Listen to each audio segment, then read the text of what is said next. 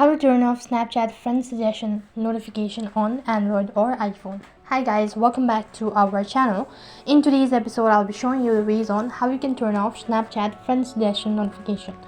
In order to turn off your friend suggestion, first of all, update your Snapchat application and then open up or log into your Snapchat account. Once you're logged into your account, tap on the Bitmoji icon from the top left hand side corner. After that, it's going to direct you to its profile page. Right on this page, tap on the gear icon from the top right. Once you're on this page, you'll be able to see settings. Under settings, there are multiple sections, and you'll need to scroll down a bit. In under my account section, you'll be able to find notification. Just go ahead and tap on it, and once you've done that, you'll be able to see multiple options marked. So basically, in order to turn off your friend suggestion, you can see friend suggestion and you can just unmark this box, and as soon as you've done that, you've successfully turned off your Snapchat friend suggestion.